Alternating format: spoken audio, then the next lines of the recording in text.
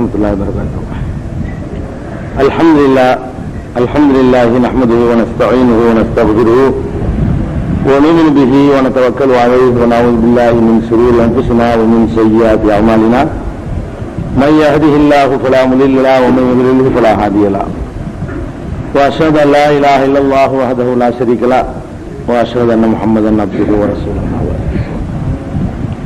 கண்ணியத்திற்குரிய எல்லாம் வல்ல அல்லாஹ் ஜல்ல ஷானஹு தஆலாவின் நல்லடியார்களே, அல்லாஹ்வுடைய பேரருளால் நபிமார்களுடைய வரலாறு என்ற இந்த தொடர் நிகழ்ச்சியிலே வரலாற்றை அறிவதற்கு முன்னால் நபிமார்களுக்கான இலக்கணங்களை அறிந்து வருகிறோம்.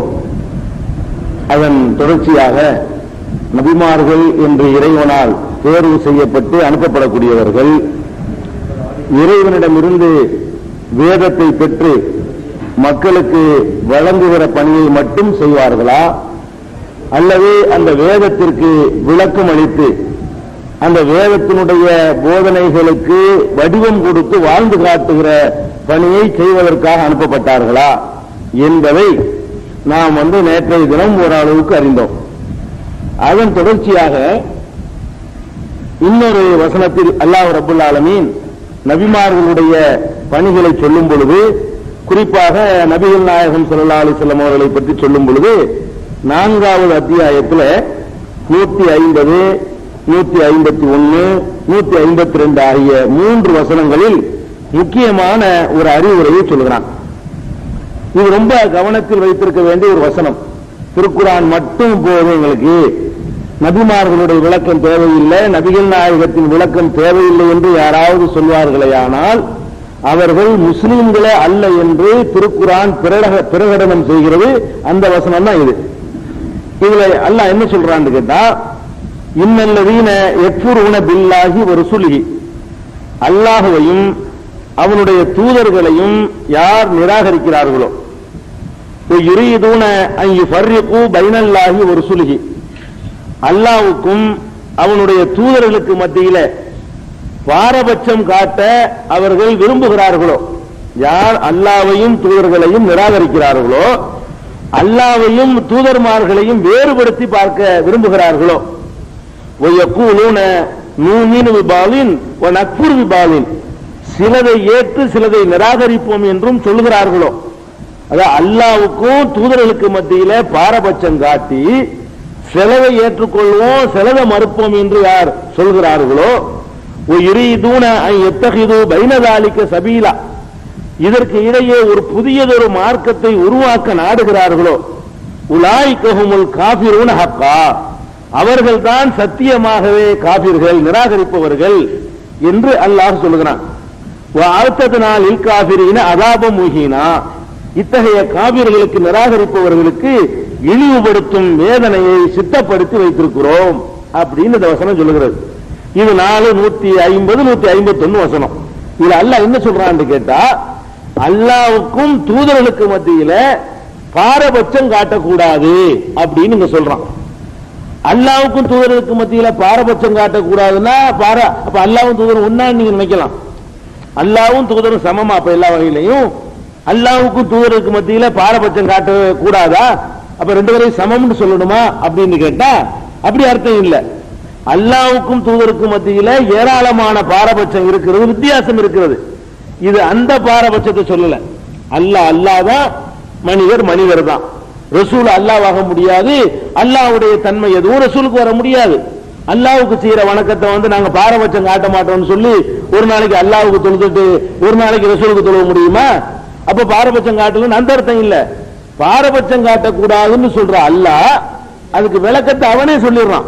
எந்த பாரபட்சம் காட்டக்கூடாதுன்னு கேட்டா, சிலதை ஏற்றுக்கொள்வோம் சிலதை மறுப்போம், அந்த பாரபட்சம். ஈமான் கொள்ற விஷயத்துல பாரபட்சம், ஏற்று நடக்கிற விஷயத்துல பாரபட்சம், கட்டளைக்கு கட்டுப்படுற விஷயத்துல பாரபட்சம். இந்த பாரபட்சம் யாராவது காட்டுவார? அல்லாஹ்வுக்கு ரசூலுக்கு மத்தியில பாரபட்சம் இருக்குதாவும் வச்சுக்கிறேன், கண்டிப்பா பாரபட்சம் காட்டி ஆகணும். அல்லாஹ் வைக்கிற இடத்துல ரசூல்மார்களை வைக்க முடியாது, ரசூல்மார்களை வைக்கிற இடத்துல அல்லாஹ் வைக்க கூடாது. இதுல யாருக்கும் இரண்டாவது கருத்து இல்ல. இங்க அல்லாஹ் என்ன சொல்றான்னு கேட்டா, அல்லாஹ்வுக்கும் ரசூலுக்கு மத்தியில பாரபட்சம் என்று அல்லாஹ் இங்கே குறிப்பிடுவது, அல்லாஹ் சொன்னா கேட்குவேன், ரசூல் சொன்னா கேட்க மாட்டேன் இவங்க சொன்னா ஏத்துக்கிறேன், அவங்க சொன்னா ஏத்துக்கிற மாட்டேன் என்று ஏற்றுக்கொள்ளுகிற விஷயத்தில் யார் பாரபட்சம் காட்டுகிறார்களோ அவர்கள் நிராகரிப்பாளர்கள். அவங்க இஸ்லாத்தை விட்டு குர்ஆன் மட்டும் எனக்கு போதும், நபி அதை கொண்டு வந்தவருடைய விளக்கம் தேவையில்லைன்னு சொன்னாங்கன்னா பாரபட்சம் காட்டிடுறாங்க. இன்னும் தெளிவா அந்த வசனத்துக்கு அர்த்தத்தை பாருங்க. இன்னல்லதீன யக்ஃபுரூன பில்லாஹி வ ரசூலிஹி, அல்லாஹ்வுக்கும் அவன் தூதர்களுக்கும் தூதர்களையும் யார் மறுக்கிறார்களோ அவர்களும், வ யுரீதுன அன் யுஃபர்ரிகு பைனல்லாஹி வ ரசூலிஹி, அல்லாஹ்வுக்கும் அவன் தூதர்களுக்கு மத்தியில பாரபட்சம் காட்ட யார் விரும்புகிறார்களோ அவர்களும். அந்த பாரபட்சம் காட்டுவதை எப்படி அது நல்லா வளர்க்கிறான். யகூலூன நூமினு பிபாலின் வ நக்ஃபுர் பிபாலின், சிலவற்றை ஏற்போம் சிலவற்றை மறுப்போம் என்று கூறுகிறார்களோ அவர்கள் யுரீதுன அன் யத்தகிது பைன ஸாலிக சபீலா, இதற்கு இடையே ஒரு புது மார்க்கத்தை, சபீல்னா மார்க்கம், புது வழியை உண்டாக்க நாடுகிறார்களோ அவர்களும் உலாயிக ஹுமுல் காஃபிரூன ஹக்கா, அவர்கள் தான் நிராகரிப்பாளர்கள், அவர்களுக்கு இழிவு தரும் வேதனையை சித்தப்படுத்தி இருக்கிறோம் நல்லா சொல்றான். அப்ப கட்டுப்பட்டு நடக்கிற விஷயத்துல, கட்டளைகளை ஏற்று நடக்கிற விஷயத்துல அல்லாஹ் சொன்னாலும் கேட்கணும், ரசூல் சொன்னாலும் கேட்கணும். அது அல்லாஹ் சொன்னா மட்டும் தான் நான் கேட்பேன், ரசூல் சொன்னா கேட்க மாட்டேன்னா அப்ப ரசூல் சொந்தமா சொல்றாரு நம்ம நினைக்க வேண்டாயிரும். ரசூல் சொந்தமா சொல்ல போறது இல்ல, ரசூல் சொன்னாலும் அல்லாஹ்வுடைய கட்டளையை தான் அவர் எடுத்து சொல்ல போகிறார். அப்ப அல்லாஹ் சொன்னா கேட்பேன், ரசூல் சொன்னா கேட்க மாட்டேன் என்று யார் சொல்கிறார்களோ அவங்க அல்லாஹ்வை ஏற்றுக்கொள்வதாக சொன்னாலும் அல்லாஹ்வை ஏற்றுக்கொண்டவர்கள் இல்லை. அவர்கள் அல்லாஹ்வுடைய வேதத்தை நம்புவதாக சொன்னாலும் அவர்கள் நம்பிக்கை கொண்டவர்கள் இல்லை. அவர்கள் நாங்கள் முஸ்லிம்கள் வட்டத்தில் இருக்கிறோம் என்றவர்கள் சொன்னாலும் முஸ்லிம்கள் வட்டத்தில் இல்லை. வெறும் காபிர்னு அல்லாஹ் சொல்லல, உலாயிக ஹுமுல் காஃபிரூன ஹக்கா, ஹக்காகவே இவர்கள் தான் காபிர், மெய்யாகவே சத்தியமாகவே உண்மையாகவே உறுதியாகவே அப்படின்னு அல்லாஹ் ரப்பல் ஆலமீன் சொல்றான். அப்ப நபிமார்களை பொறுத்த வரைக்கும் அல்லாஹ் சொல்வதை எப்படி கேட்டு நடக்க நாம் கடமைப்பட்டிருக்கிறோமோ அதே மாதிரி இறை தூதர்கள் என்னவெல்லாம் நம்ம கட்டளை இடுகிறார்களோ அதையும் ஏற்றுத்தான் ஆக வேண்டும் என்று ஹதீஸ் சொல்லல, குர்ஆன் சொல்லுது. எந்த குர்ஆன் மட்டும் போதும்னு சொல்றாங்களோ அந்த குர்ஆன் தான் சொல்லுகிறது. நீ ரசூலுக்கு அல்லாஹ்வுக்கு மத்தியில் நீ பின்பற்றுவதில் கட்டுப்படுவதில் பாரபட்சம் காட்டினா முஸ்லீம் இல்லைன்னு சொல்லுது. அப்ப குர்ஆன் மட்டும் போதுங்கிறவங்க இந்த வசனத்தை நிராகரிச்சு குர்ஆனை நிராகரிச்சிடுறாங்க. உண்மையில உங்க குர்ஆனை நம்பல. இந்த மாதிரி நடந்து கொள்ளக்கூடியவர்கள் நபிகள் நாயகத்தை மட்டும் நபிமார்களை மட்டும் மறுக்கல, குர்ஆனை மறுத்துறாங்க. இது குர்ஆன் தானே, இது 450 குர்ஆன் வசனம் தானே, 451 சொல்றது குர்ஆன் வசனம் தானே. அப்ப எப்ப அவங்க ரசூல் வேண்டியதில்லைன்னு அவங்க சொல்றாங்களோ இந்த வசனத்தை குர்ஆனை தான் நிராகரிக்கிறாங்க, அவங்க ரசூலை மட்டும் நிராகரிக்கல. அப்ப டோட்டல் குர்ஆனை நிராகரிச்சு ரசூலை நிராகரிச்சு மார்க்கத்தை நிராகரிக்கிறவங்களாக ஆகிறாங்க என்று இந்த வசனம் டிக்ளேர் பண்ணுகிறது. இது ஒரு அடிப்படையான விஷயம். நபிமார்களை பொறுத்த வரைக்கும் அல்லாஹ் சொன்னதை கேட்கிற மாதிரியே நபிமார்கள் சொல்வதையும் கேட்கிறதுக்கு தான் நபி அனுப்பினான். நல்லா விளங்கிக்கணும். நபிமார்களை புஸ்தகத்தை வாங்கி கொண்டாந்து தபால்காரர் வேலை பார்க்கறதுக்கு அனுப்பல. ஒரு தபால்காரருக்கு தபால்ல உள்ள விஷயம் என்னன்னு தெரியாது, அதுல வர்ற சந்தேகங்களை அவருக்கு விளக்க முடியாது. யார் எழுதினாரோ அவர்கிட்ட தான் அவன் சந்தேகம் கேட்டுக்கணும். நான் உங்களுக்கு ஒரு கடிதம் எழுதுனா அதனுடைய விளக்க உரை தபால்காரருக்கு தெரியுமா? தெரியாது. ஏதாவது சந்தேகம் எனக்கு தான் போன் பண்ணி கேட்கணும், இந்த மாதிரி எழுதுனீங்கன்னு புரியலையேன்னு கேட்கணும். அப்ப எழுதினவர் தான் விளக்கணும். அந்த வேலைக்கு வந்தாங்க நபிமார்கள், தபால்காரர் வேலைக்கு வரல. உங்களுக்கு அந்த கடிதத்தை கொண்டாந்து தந்து அதுல டவுட் இருந்தா கேளுங்கன்னு சொல்றதுக்கு வந்திருக்கிறாங்க. அது புரியாட்டி எங்கிட்ட கேளுங்க நான் விளக்குறேன்னு சொல்லுவதற்கு வந்திருக்கிறாங்க. அப்படிங்கிறத நம்ம தெளிவாக புரிந்து கொள்ள வேண்டும். இதுதான் ரொம்ப அடிப்படையான விஷயம். நபிமார்களை கரெக்டா புரியல என்று சொன்னா அந்த மாதிரியான அந்த சத்தியமான காபிர்கள் நல்லா சொல்றான அதுல சேர வேண்டிய ஒரு துர்பாக்கியத்தை எல்லாம் ஏற்படுத்துவாங்க, அல்லாஹ் காப்பாற்றணும். அதே மாதிரி அல்லாஹ் ரப்பல் ஆலமீன் 53வது வசனத்துல சூரத்துல் நஜ்ம் என்ற அத்தியாயத்துல 2, 3, 4 ஆகிய வசனங்களில் சொல்கிறான், மா வல்ல சாஹிபுக்கும் வமா கவா, உங்களுடைய தோழர் முஹம்மது ஸல்லல்லாஹு அலைஹி வஸல்லத்தை பற்றி அல்லாஹ் சொல்லி காட்டுகிறான். மா வல்ல சாஹிபுக்கும், உங்களுடைய தோழர் வழி தவறவில்லை, வமா கவா, அவர் வழிகட்டும் போகவில்லை, வமா யன்திகு அனில் ஹவா, மனோ இச்சைப்படி அவர் எதுவும் பேசுவதில்லை, இன் ஹுவ இல்லா வஹீயுஹா, அவர் பேசுவதெல்லாம் அறிவிக்கப்படுகிற தூது செய்தியை தவிர வேறு இல்லை அல்லாஹ் சொல்றான். அப்ப நபிகள் நாயகம் ஸல்லல்லாஹு அலைஹி வஸல்லத்தை பற்றி அந்த மக்களுக்கு அல்லாஹ் அறிமுகப்படுத்துறான். எப்படி அறிமுகப்படுத்துறான்? அந்த குர்ஆன் மூலமா அறிமுகப்படுத்துறான். எந்த குர்ஆனை நபிகள் நாயகம் ஸல்லல்லாஹு அலைஹி வஸல்லம் கொண்டு வந்தார்களோ அந்த குர்ஆன் மூலமாகவே நபிகள் நாயகத்தை அல்லாஹ் எப்படி அறிமுகப்படுத்துறான்? மா லல்ல சாஹிபுக்கும், உங்களுடைய தோழர். இதுலயே ஒரு பெரிய தத்துவம் இருக்குது. உங்களுடைய தோழர் தான் அல்லாஹ் சொல்றான். அதனால சஹாபிங்கிறோம். தோழர் நபிகள் நாயகத்துக்கு மட்டும் தான் சீடர்னு சொல்ல மாட்டோம். எந்த மத குருவா இருந்தாலும் என்ன செய்வாங்க, அவங்களை பின்பற்றக்கூடியவர்களை தோழமையாக கருத மாட்டாங்க, சீடர்னு தான் சொல்லுவாங்க. நபிகள் நாயகம் மாத்திரம் தான் சீடருங்கிறத ஒழிச்சு தோழருங்கிறத கொண்டு வந்த ஒரே ஆன்மீக தலைவர். உலகத்தில் எந்த ஆன்மீக தலைவரும் தமக்கு கீழே உள்ளவங்களை தோழராக ஏற்றுக்கொண்டதே கிடையாது. இஸ்லாத்திற்கு பிறகுதான் இந்த காம்ரேடுகள் வந்தாங்க, அவங்க தோழர்னு பயன்படுத்தினாங்க. அது பிந்தினது. இந்த கம்யூனிசம் நமக்கு பிந்தினது, இஸ்லாமிய சித்தாந்தத்துக்கு பின்னாடி வந்தது. அதனால இந்த தோழர்னு சொல்லி சொல்லுகிற சித்தாந்தத்தையே உலகத்துக்கு தந்தது திருக்குரான். நபிகள் நாயகம் வழிகாட்ட வந்த தலைவரை பற்றி அல்லாஹ் என்ன சொல்றான், உங்கள் தோழருங்க மா வல்ல சாஹிபுக்கும், உங்களுடைய தோழர் முகமது இருக்கிறாரே அவர் பேசுவதெல்லாம் நான் சொல்றதான் பேசுகிறார், அவராக பேசுவதில்லைங்கிறான் அல்லாஹ். மா என்துக்கு அனில் ஹவா. ஹவாண்டா என்ன உங்களுக்கு தெரியும், ஹவாவுக்கு அர்த்தம் ரொம்ப ஹவான சுபிடிச்சு அழகிறான்னு சொல்லுவீங்களே, அதான் ஹவா, மனோ இச்சை. மனோ இச்சைப்படி அவர் எதுவும் பேசுவதில்லை. மா என்துக்கு அனில் ஹவா, மனோ இச்சைப்படி எதையும் பேசுவதில்லை. இன் ஹுவ இல்லா வஹி யுஹா, அவர் பேசுகிற அனைத்துமே அறிவிக்கப்படுகிற தூது செய்தியை தவிர வேறு இல்லை. இது குர்ஆனுடைய வசனம். இதை நீங்க ஆய்வு பண்ணணும். அப்ப நபிகள் நாயகம் பேசியதெல்லாமே என்னுடைய செய்திதான் என்று அல்லாஹ் சொல்றான்னு சொன்னா, அவங்க எவ்வளவு காலம் இறை தூதரா இருந்தாங்க? 23 வருஷ காலம் இருந்தாங்க. 2 வருஷம் 1 வருஷம் 6 மாசம் இல்ல, 23 வருஷ காலத்துல ஒருவர் பேசின பேச்சு இவ்வளவுதான் இருக்குமா? இப்ப குர்ஆன் இருக்குல்லங்க, ஒரு 6000 வசனங்கள், சுமார் 6000 வசனங்களை கொண்டது ஒரு குர்ஆன் இருக்குது. இவ்வளவுதான் 23 வருஷத்துக்கு பேச முடியுமா? இந்த குர்ஆனை உட்கார்ந்து ஓதி பாருங்க, தொடர்ந்து ஓதிக்கிட்டே வாங்க. ஒரு நாளைக்கு ஒரு ஜுஸு ஓதினா கூட 30 நாள்ல ஓதிடலாம். ஒரு 30 நாள் பேச்சு தான் இது. அப்படி வச்சுக்கிட்டா கூட ஒரு 30 நாளைக்கு பேசின பேச்சு ரெக்கார்டு பண்ணா கூட இதோட ஜாஸ்தியா வரும். ஒரு மனிதருடைய 23 வருஷம் பேச்சு இவ்வளவுதானா? அல்லாஹ் என்ன சொல்றான்னா, பேசுறதெல்லாம் நான் சொல்லித்தான் பேசுறாருங்கிறான் அல்லாஹ். அவர் பேசுனது எல்லாமே ஏற்றுக்கொள்ளணும், அவர் பேசுனது எல்லாமே இவ்வளவுதானா? அப்ப இது கொஞ்சம் தானே இருக்குது, இது 10 நாள்ல பேசிவிடலாமே. நம்ம கிட்ட இருக்கிற குர்ஆனை ஒரு மனிதர் அவரா பேசினார்னு சொன்னா எத்தனை நாள்ல பேசிவிடலாம்? 10 நாள் பேசிடலாம். அல்ல நான் பேசுற பேச்சு ஒரு 10 நாளைக்கு நடத்திருக்கோம்ல இது வரைக்கும், ஒவ்வொரு மணி நேரம் இது எழுதுனா எவ்வளவு வந்துடும்? பேசுறது ரொம்ப ஈஸி. எப்பவுமே எழுத்துல கொண்டு வந்தீங்கன்னா, நான் பேசின இந்த 10 நாள் 7-8 நாள் உரையை நீங்க எழுதுனா கூட உங்களுக்கு எத்தனை வந்துடும்? ஒரு அரை குர்ஆன் வந்திருக்கு நேரம். 30 நாளைக்கு பேசுற எழுதி முடிச்சீங்கன்னா ஒரு 30 குர்ஆன் அளவுக்கு என்ன செய்யும்? அளவு சொல்றேன், தரத்துக்கு சொல்லல, அந்த அளவு பேப்பர் அளவு, பக்க அளவு, வசனத்தினுடைய அளவை பொறுத்த வரைக்கும் அவ்வளவு வந்துடும். அப்ப நபிகள் நாயகத்தை பத்தி அல்லாஹ் என்ன சர்டிபிகேட் தர்றான்னு கேட்டா, அவர் பேசுனதெல்லாம் தூது செய்தி. அப்பன்னா இந்த குர்ஆன் அல்லாம வேற தூது செய்தி இருக்குன்னு அர்த்தம் இருக்குல்ல.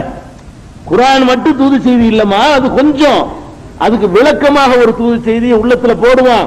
அதுவும் அல்லாஹ் போடக்கூடிய தூது செய்தி தான். தொழுண்டு அல்லாஹ் கட்டளை இட்டுட்டான், தொழு சொல்லி கட்டளை குர்ஆன்ல இருக்குது. எப்படி தொழுகிறது? இப்படி அப்படி கையை தூக்குவாரு. இது என்ன ஆராய்ச்சி பண்ணி கண்டுபிடிக்கிற விஷயமா? இப்ப கையை தூக்கணும் என்பது மூளையை கசக்கி கண்டுபிடிக்கிற விஷயமா? இல்ல, அல்லாஹ் அந்த மாதிரி தான் தொழுவணும் உள்ளத்துல போடுவான். இப்படி நெஞ்சில கை கட்டுறாங்க, இது இப்படி கட்டணும் ஆராய்ச்சி பண்ணி கண்டுபிடிக்க இயலாது. அப்ப அல்லாஹ் யாரு தொழு சொல்லி உத்தரவு போடுறான், அந்த அல்லாஹ் யாருக்கு இந்த வேதத்தை கொடுத்தானோ அவர் உள்ளத்துல தொழுகையை நிலைநாட்டுங்கள் வசனத்தை இறக்கி போட்டு எப்படி தொழுவது என்பதற்கான வடிவத்தை உள்ளத்துல போடுவான். அவங்க எந்திரிச்சு நின்று தொழுது காட்டுவாங்க. ஓ, இதான் தொழுகை நிலைநாட்டுங்களுக்கு அர்த்தம். அப்ப அதனாலதான் பேசுறதெல்லாம் வகின்னு அல்லாஹ் சொல்றான்.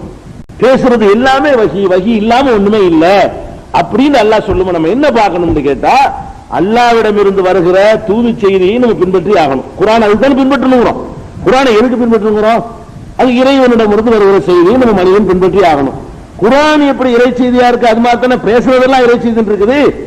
அதே நேரத்தில் ஒரு சந்தேகம் உங்களுக்கு வரும், பேசுனதெல்லாம் இறை செய்தின்னு சொன்னா அப்ப அபசவத்தை எல்லாம் கடிச்சு விழுந்தாங்களே, திட்டுனாங்களே, கோவப்பட்டாங்களே, அதெல்லாம் இறை செய்தி தானே? அப்ப அதெல்லாம் கேள்வி வரும்ல. என்னைய ரத்த சாயம் பூசினார்கள் அவர்கள் எப்படி உருப்படுவார்கள் சொன்னாங்களே, அதெல்லாம் கூட இறை செய்தி தானா?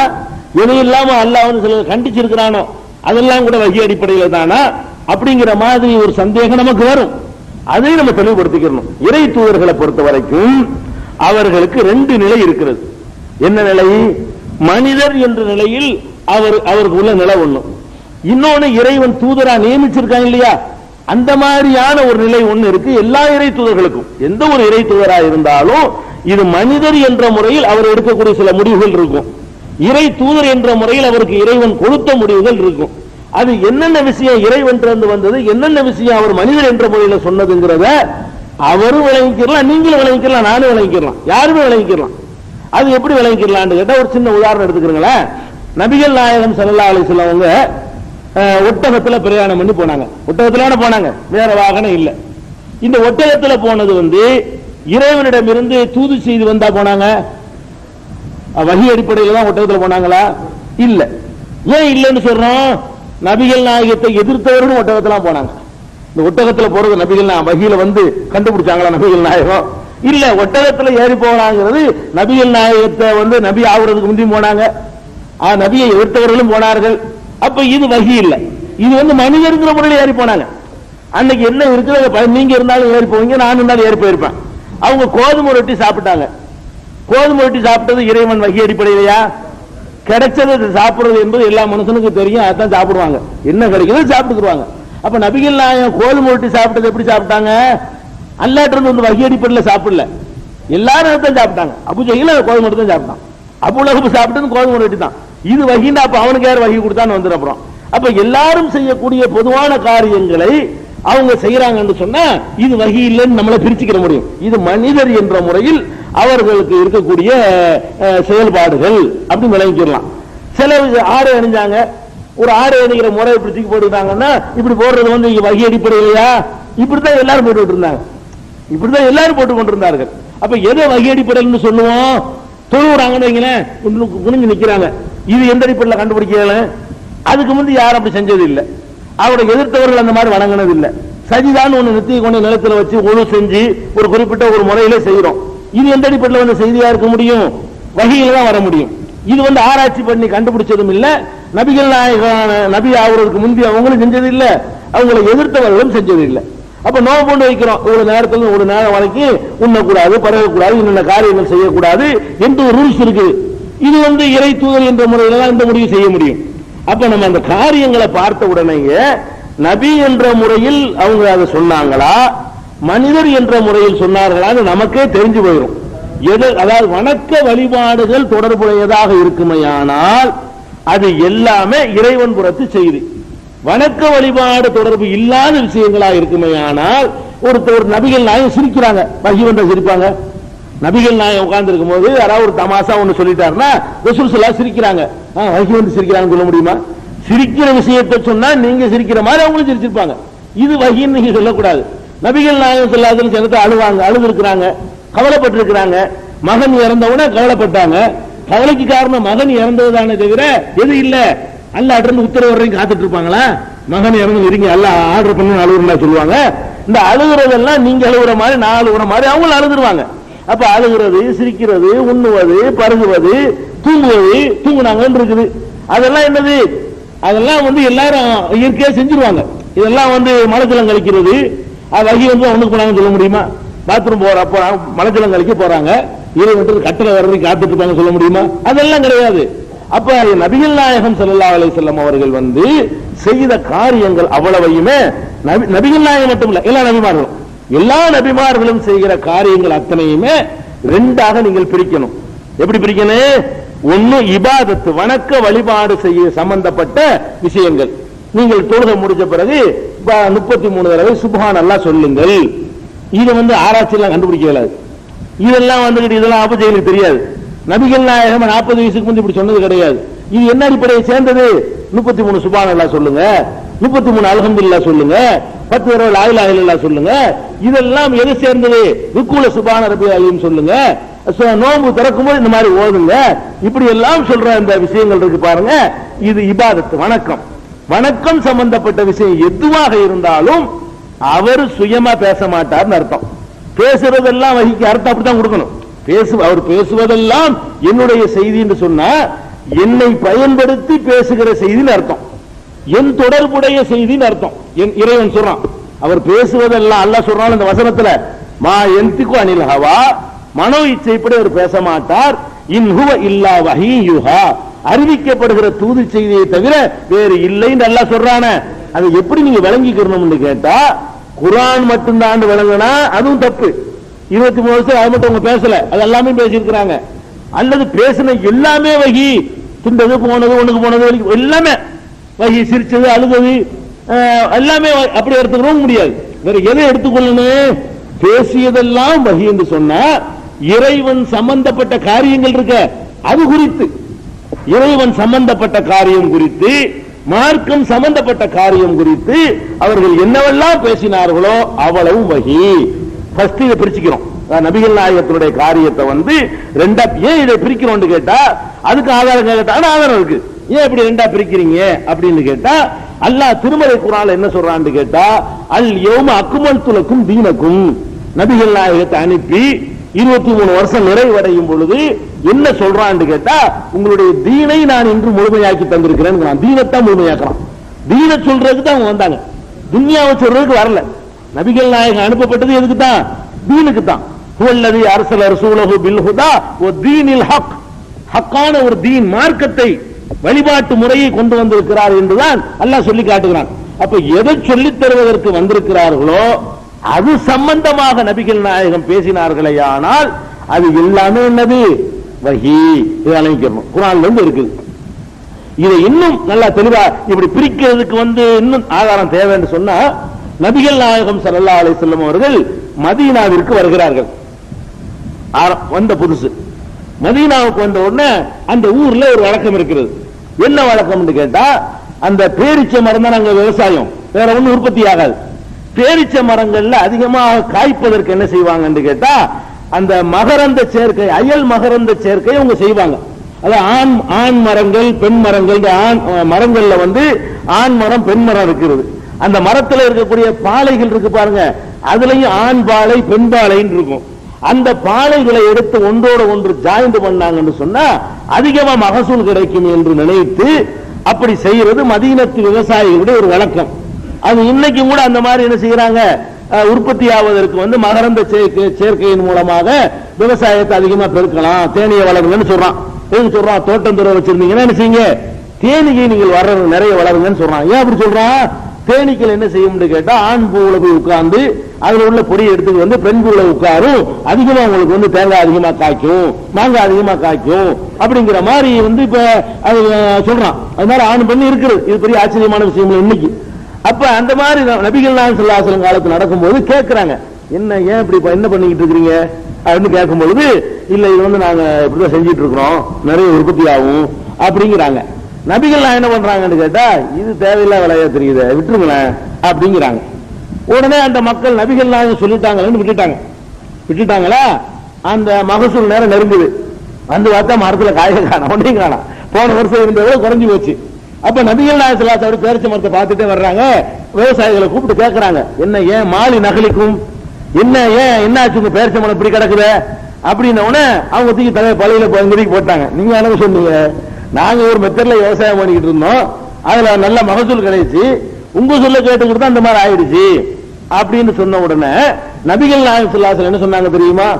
இதா அமர்த்துக்கும் பி அம்ரின் மின் அம்ரி தீனிக்கும், தீன் சம்பந்தப்பட்ட மார்க்கம் சம்பந்தப்பட்ட விஷயமாக நான் ஏதாவது உங்களுக்கு கட்டளையிட்டால் அதை இயன்ற அளவு எடுத்து நடங்கள். துன்யா சம்பந்தமாக இந்த உலக விஷயத்தை இப்படி விவசாயம் பண்ணுங்க, இப்படி வியாபாரம் பண்ணுங்க எதையாவது நான் சொன்னால் அன்தும் ஆலமு பி அம்ரி துன்யாக்கும், உங்க உலக விஷயம் உங்களுக்கு நல்லா தெரியும், அந்த துறையில் உள்ளவங்களுக்கு தான் தெரியும். நான் மனுஷங்களுக்கு அட்வைஸ் பண்ணா நீ வழக்கம் சொல்ல வேண்டியதானே, நான் சொன்ன தலையாட்டிட்டு போன மார்க்கமாக சொன்னேன், இபாதத்து வணக்கம் நான் உனக்கு உத்தரவு போட்டேன், இது நல்லா இல்லை பாக்குறதுக்கு ஒரு மாதிரியா இருக்குன்னு சொன்னா இல்ல இதுல பயன் இருக்குன்னு சொன்னா நான் விட்டு போயிருக்க போறேன். இப்படி சொன்னதை போய் நீங்க சட்டமாக்கிட்டு ஏன்பா எடுத்துக்கிட்டீங்க நபிகள் நாயகம் ஸல்லல்லாஹு அலைஹி வஸல்லம் சொல்றாங்க. அவங்க ரெண்டு நிலை இருக்கு விளங்குதா?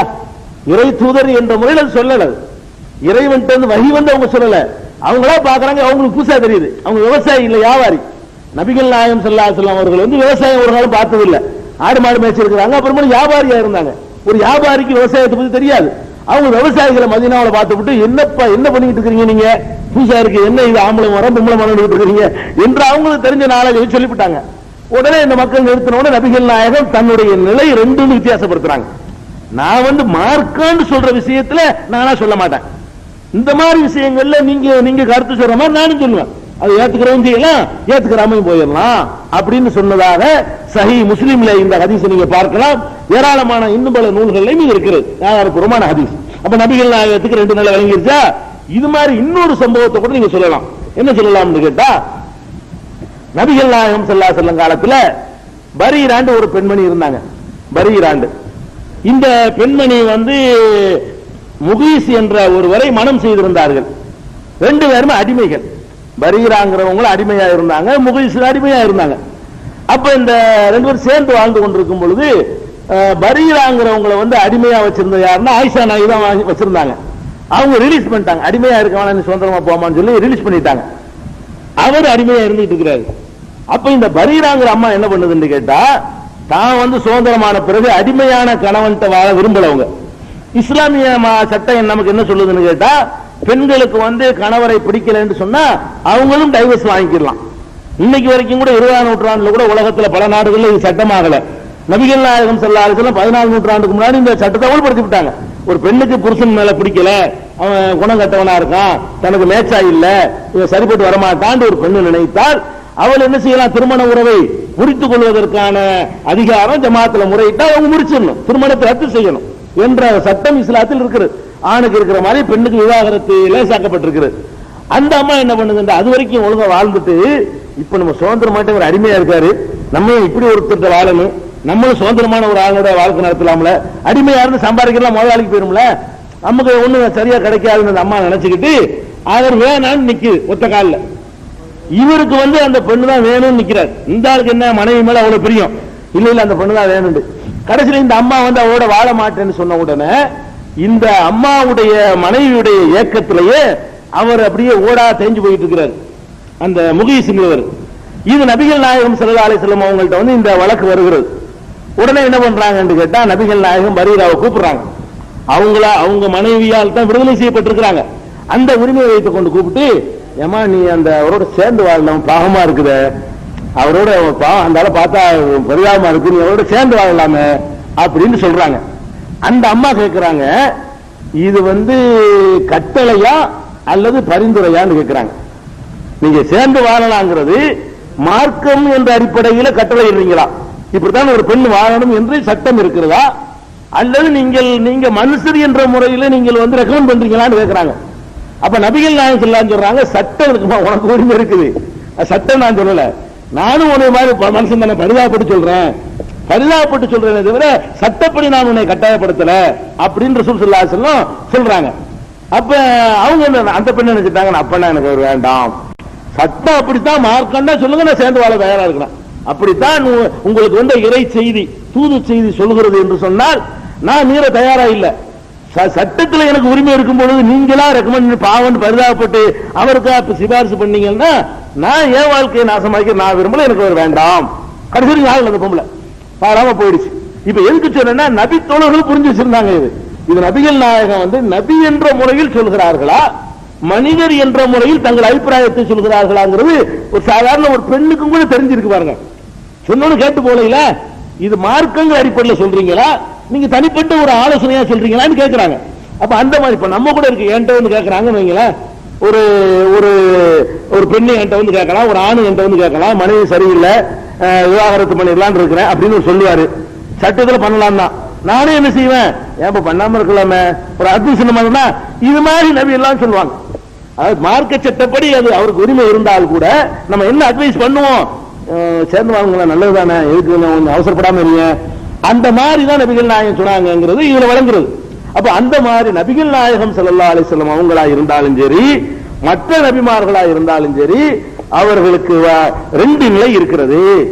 ஒன்னு வணக்க வழிபாடுகள் குறித்து அவர்கள் பேசுகிற பேச்சு, இன்னொன்னு வணக்க வழிபாடுகள் சாராத அவர்களுடைய காரியங்கள்.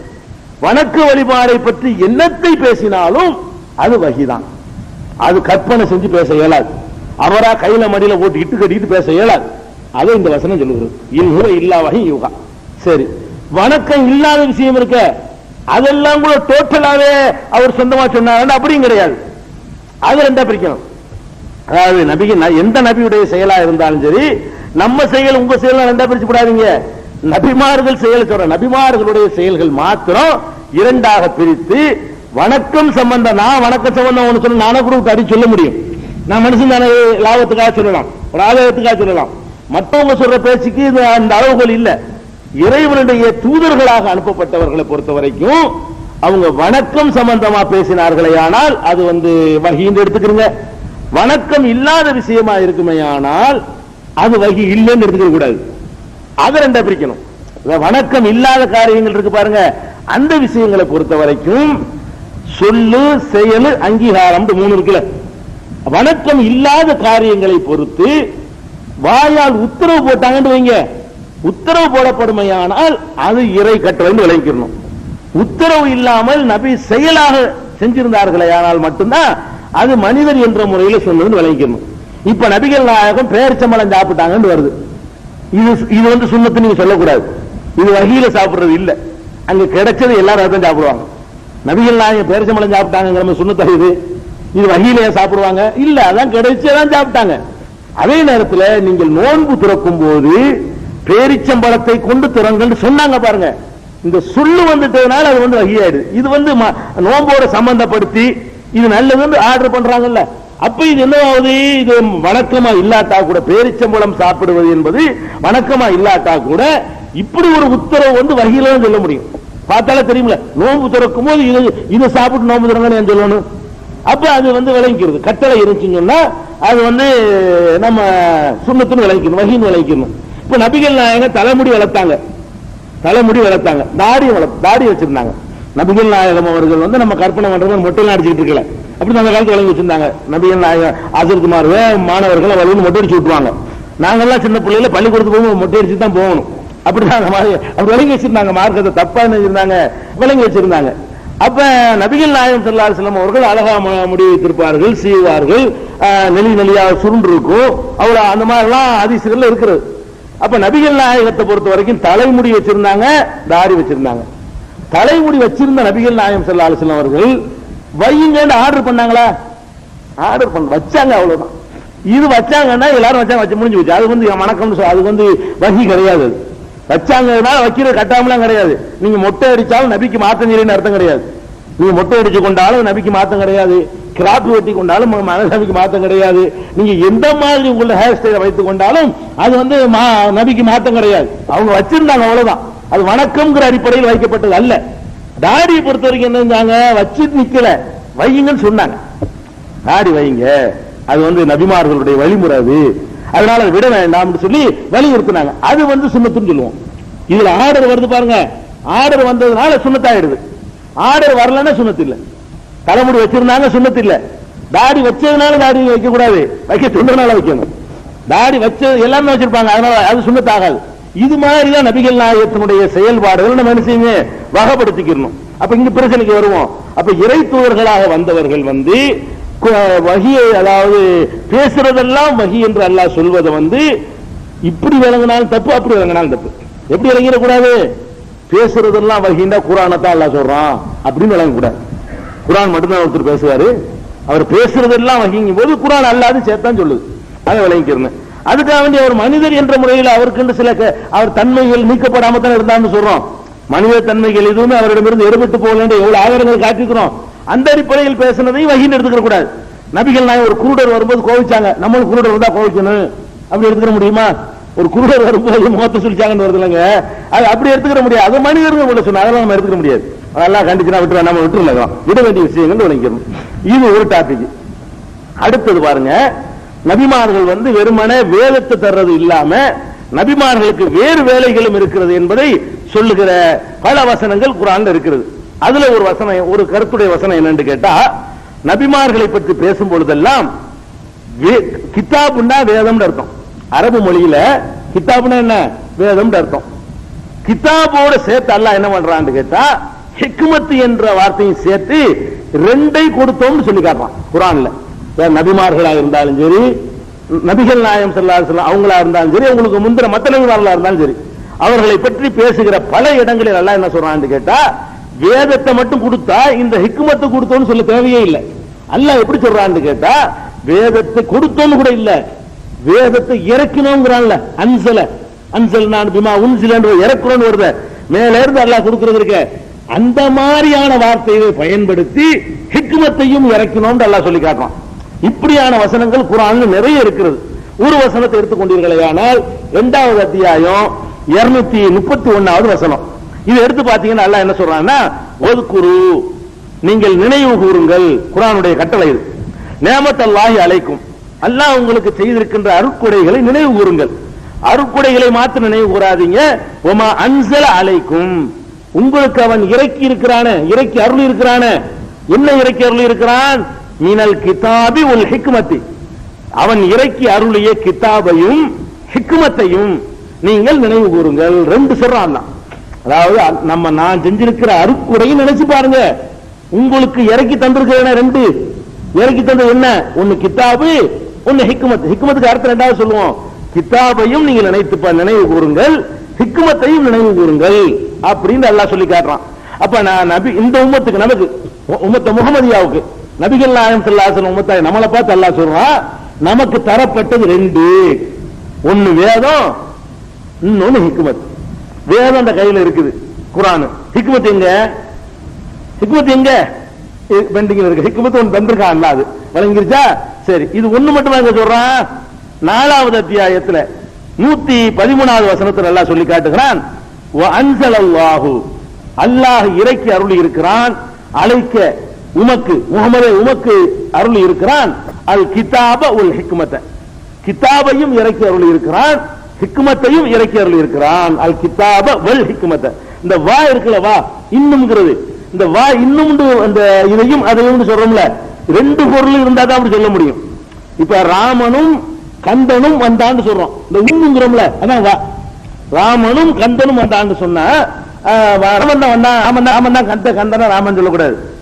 அப்படின்னா ஒரு ராமன் வந்தான்னு சொல்லிட்டு போயிருக்கலாம், ராமனாகிய கந்தன் வந்தான்னு சொல்லிட்டு போயிருக்கலாம். ராமனும் கந்தனும் வந்தான்னு எப்ப நீங்க சொன்னீங்களோ அதுக்கு என்ன அர்த்தம்?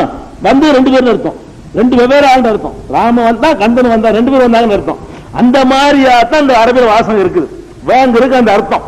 உங்களுக்கு வந்து அன்ஸலல்லாஹு அலைக்க, அல்லாஹ் உமக்கு, முஹம்மதே உமக்கு அருளி இருக்கிறான், அல் கிதாப வல் ஹிக்மத, கிதாபையும் அருளி இருக்கிறான், ஹிக்மத்தையும், இந்த யும் வருது பாருங்க, ஹிக்மத்தையும் அருளி இருக்கிறான். அப்ப 413 இங்கேயும் அல்லாஹ் சொல்லி காட்டுறான். ஒன்னும் நமக்குன்னு சொல்லி மக்களை நோக்கி சொல்றான், இதுல நபிகள் நாயகத்தை நோக்கி சொல்லி காட்டுறான். இன்னைக்கு 33வது அத்தியாயம் அஹ்ஸாப்ல 34வது வசனத்துல அல்லாஹ் சொல்லி காட்டுகிறான், நபிகள் நாயகத்தினுடைய மனைவியரை நோக்கி பேசுகிற வசனம் இது. நபிகள் நாயகத்தினுடைய வீடுகளை நோக்கி, ஒதுக்குர்ன, நீங்கள் எல்லாம் நினைவு கூறுங்கள், மாயுத்துலா ஃபீ புயூத்திகுன்ன, உங்கள் இல்லங்களிலே ஓதி காட்டப்படுகிறது அதை நினைவு கூறுங்கள். ஓதி காட்டப்படுது என்ன? அதை அல்லாஹ் சொல்றான், இன் ஆயாத்தில்லாஹி வல் ஹிக்மதி, அல்லாஹ்வுடைய வசனங்களையும் ஹிக்மத்தையும், உங்களுக்கு ஓதி காட்டப்படுகிற அல்லாஹ்வுடைய வசனங்களையும் ஹிக்மத்தையும் நினைவு கூறுங்கள் அப்படின்னு சொல்லி அல்லாஹ் சொல்றான். வீட்டுல வந்து நபிகள் நாயகம் ஓதி காட்டுறாங்களாம். என்னத்தை ஓதி காட்டுறாங்களாம்? அல்லாஹ்வுடைய வசனங்களையும் ஓதி காட்டுறாங்களாம், ஹிக்மத்தையும் ஓதி காட்டுறாங்களாம். ரெண்டையும் நினைவு கூறுங்க அப்படின்னு அல்லாஹ் சொல்லி காட்டுறான்.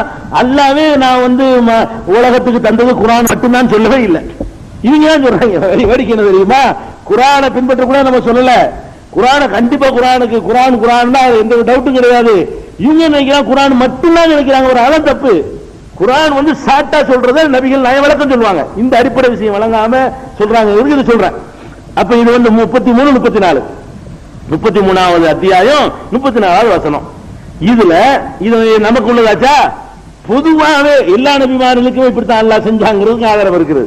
3வது அத்தியாயத்துல 81வது வசனத்தில் அல்லாஹ் சொல்லி காட்டுகிறான். ஆல இம்ரான்ல 81வது வசனம், வஇதா அல்லாஹு மீசாக்க நபியின, நபிமார்கள் அனைவரிடத்திலும் இறைவன் உறுதிமொழி எடுத்தான். எல்லா நபிமார்கள்ட்டையும் அவங்கள ஆலமுல் அர்வாஹ்ல, ஆன்மீக உலகில் அனைத்து நபிமார்களையும் ஒன்று திரட்டி உடன்படிக்கை எடுத்தாண்டா எப்ப எடுத்திருப்பான்? ஆன்மீக உலகில தான் எடுத்திருக்க முடியும். ஆன்மீக உலகில அனைத்து நபிமார்களையும் இறைவன் ஒன்று திரட்டி, லமா ஆத்தைத்துக்கும் மின் கிதாபின் வ ஹிக்மத்தின், நான் உங்களுக்கு கிதாபையும் ஹிக்மத்தையும் தரும் பொழுது இதற்கு பிறகு வேற ஒரு தூதர் வந்தால் நீங்கள் அவரை ஏற்றுக்கொள்ள வேண்டும் ஏற்கனவே சொல்லியிருக்கிறாங்க. அதுல அல்லாஹ் என்ன சொல்லி காட்டுறான் நபிமார்கள்ட்ட பாத்தீங்களா? லமா ஆத்தைத்துக்கும் மின் கிதாபின், நான் உங்களுக்கு ஒரு கிதாபையும் தந்து, வேதத்தையும் தந்து, ஹிக்மத்தையும் நான் தரும் பொழுது நீங்கள் எப்படி நடப்பீர்கள் எல்லாம் கேட்கிறான். அப்ப நபிமார்கள் எல்லாருக்கும் நான் ரெண்டு கொடுப்பேன் நல்லா சொல்றான். ஒன்னு கிதாபை கொடுப்பேன், இன்னொன்னு ஹிக்மத்தை கொடுப்பேன். இது நபிகள் நாயகத்துக்கு மட்டும் இல்ல, எந்த நபியா இருந்தாலும் சரி வேதத்தை மட்டும் வாங்கி வரமாட்டார். வேதத்தை மனிதன் வாழ்ற அம்புட்டையும் ஒரு புத்தகத்தை அடக்க முடியுமா? சாட்டா தான் சொல்ல முடியும். விளக்க உரைன்னு சொல்லி சொல்ற ஒரு ஆள் மனசு வந்து வாழ்ந்து காட்டினா முடியும். அதை ஒன்று விளைவிக்கணும். இது 3:81 அதே மாதிரி வந்து 4:54 வசனத்தை எடுத்துக்கிட்டீங்கன்னா, அம் யஹ்சுதூன நாஸ அலாமா ஆத்தாஹுமுல்லாஹு மின் ஃபضலிஹி ஃபகத் ஆத்தைனா ஆல இப்ராஹீம, இப்ராஹிமுடைய வழித்தோன்றல்களுக்கு அல் கிதாபையும் கொடுத்தோம், ஒல் ஹிக்மத்தையும் கொடுத்தோம்.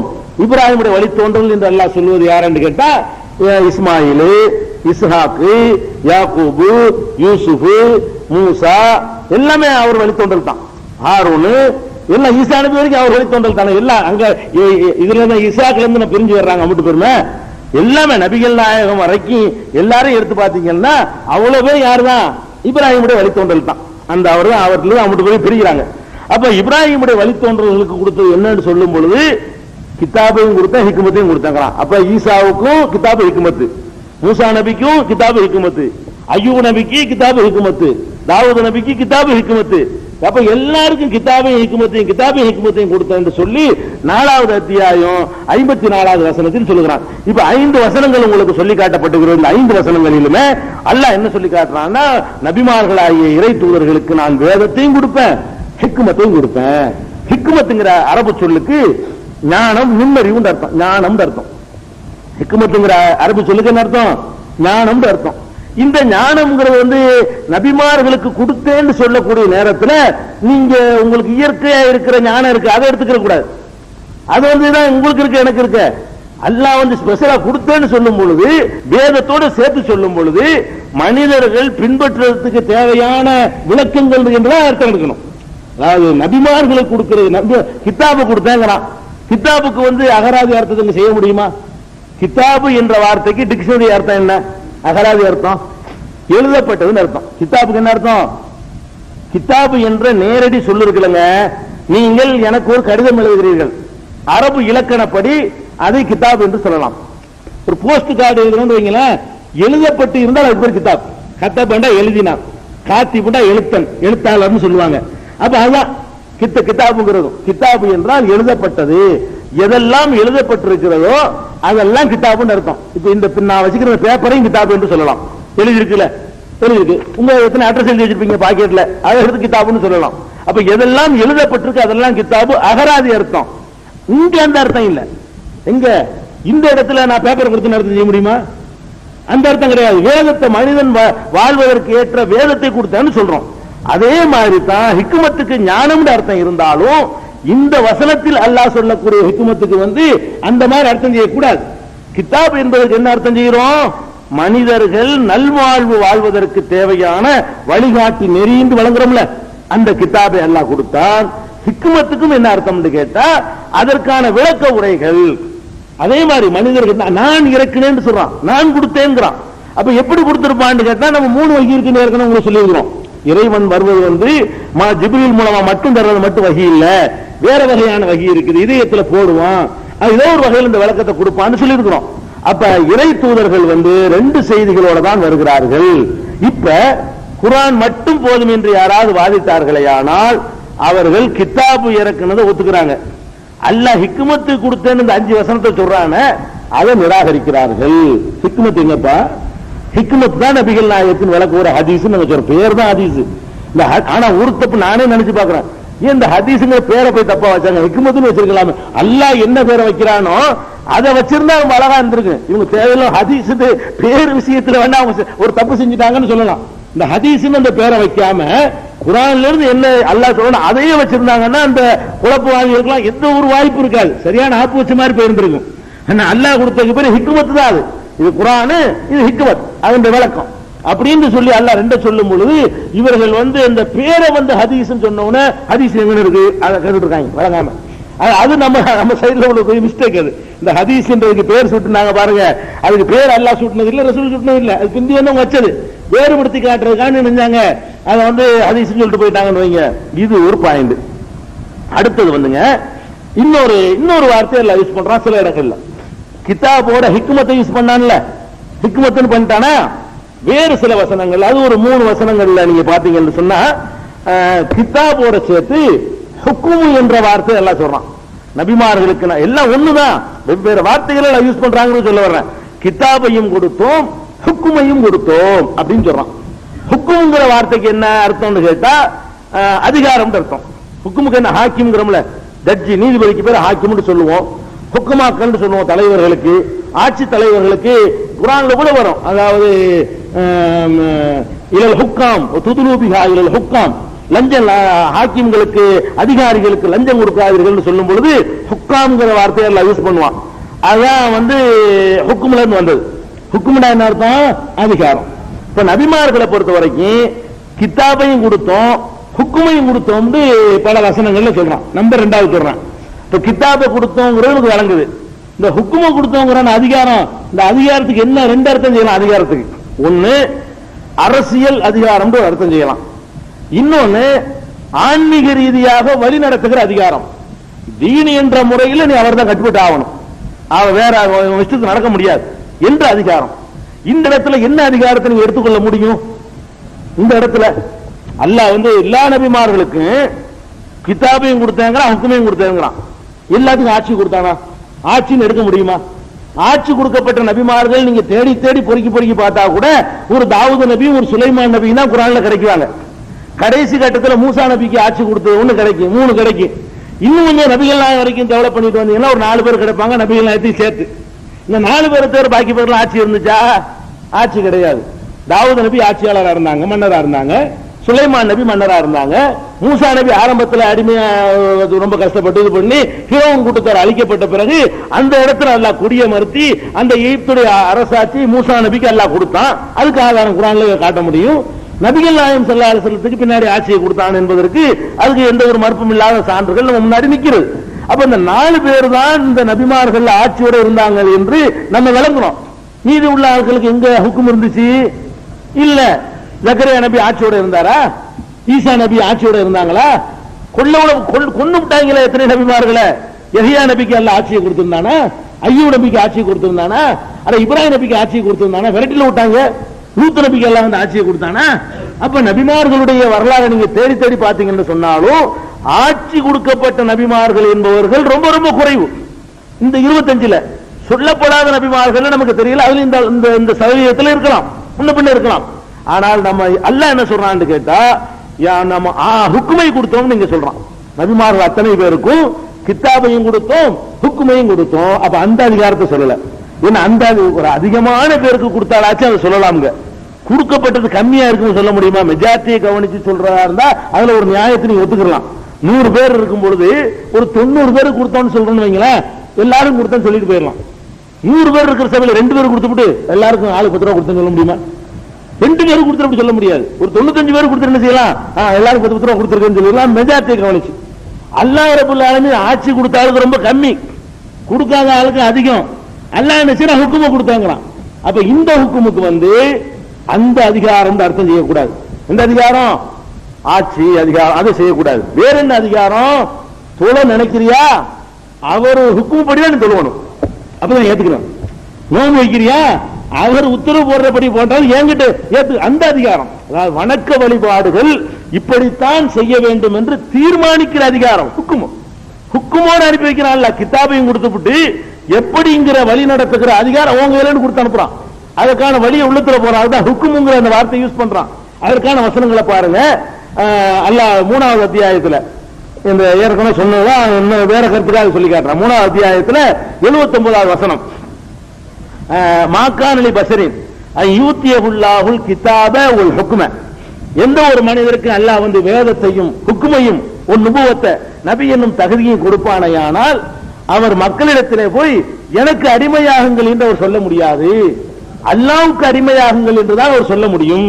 அல்லாஹ் இதுல என்ன சொல்ல வர்றான்னா வேற விஷயத்துக்கு சொல்ல வர்றான். எந்த ஒரு மனிதருக்காவது நாம் ஒரு வேதத்தையும் கொடுத்து நபி என்னும் தகுதியையும் கொடுத்து அதோட ஹுக்குமையும் கொடுத்தோமையானால் அவர் வாங்கணும்னு அவர் தலைவராயிட்டு சொல்லிவிட்டு போய் எல்லாம் நமக்கு அடிமையாகுங்க அப்படின்னு பேசுகிற அதிகாரத்தை நான் கொடுக்க மாட்டேன். அவர் போய் என்னதான் சொல்லணும்? மக்கள்கிட்ட போய் அல்லாஹ்வுக்கு அடியாராகுங்கள் என்றுதான் சொல்லுவாரு. இதுதான் நான் கொடுத்திருக்கிறேன்.